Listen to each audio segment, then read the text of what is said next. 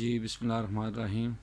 جی دوستوں، میں ابھی فرمانیہ کے علاقے میں ہوں اور یہ پنجابی ہوٹل ہے اس کے بالکل سامنے.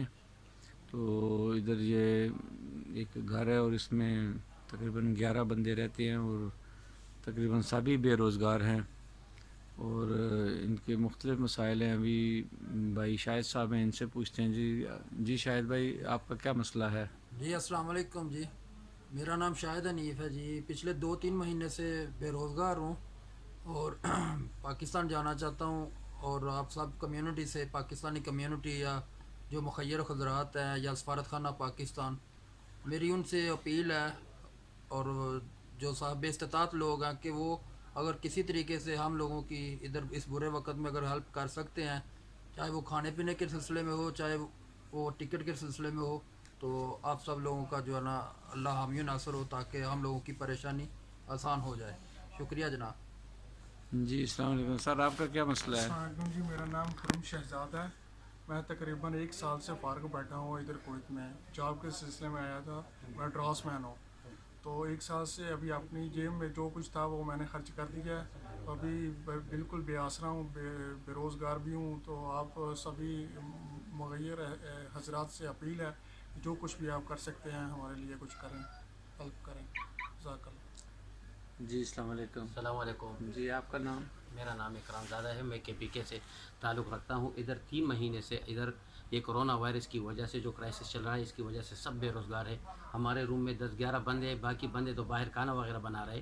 لیکن سب کی طرف سے اور میری طرف سے سب کو یہی التجا ہے کہ آپ لوگ ہمارے ساتھ تھوڑا کوآپریٹ کر دو اور سپارے کی تھرو یا مہیر حضرات ہمارے ساتھ تھوڑا ہیلپ کر دو، یا تو ادھر ہمیں راشن کے لیے کچھ بندوبست کر دو یا ہم لوگوں کے لیے ٹکٹ کے لیے کچھ کر دو تو بہت مہربانی ہوگی.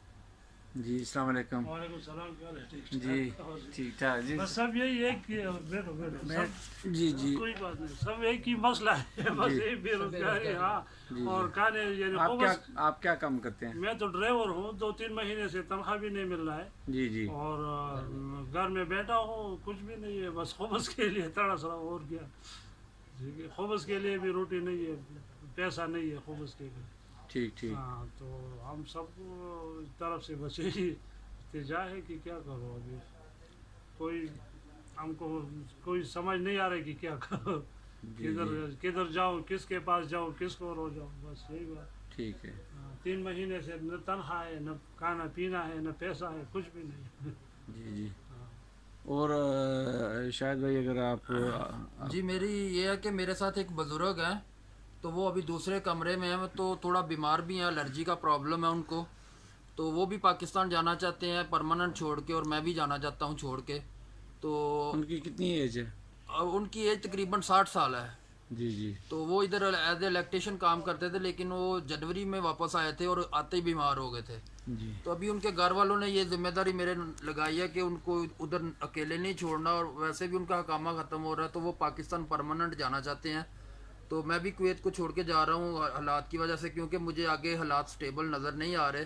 کیونکہ پہلے ہم الحمدللہ اپنا کماتے تھے، محنت مزدوری کر کے اپنے بال بچوں کو بھیجتے تھے. لیکن ابھی 2-3 مہینے سے حالات کافی زیادہ خراب ہو گئے ہیں اور کچھ ویزیبل صورت نظر نہیں آ رہی. تو کائنڈلی آپ سب سے ریکویسٹ ہے کہ ان بزرگوں کے لیے بھی اور ہمارے لیے بھی اگر کوئی ٹکٹ کا بندوبست ہو جائے تو ہم اپنے بال بچوں میں واپس چلے جائیں اور ادھر جا کے محنت مزدوری شروع کر دیں. جزاک اللہ خیر. جی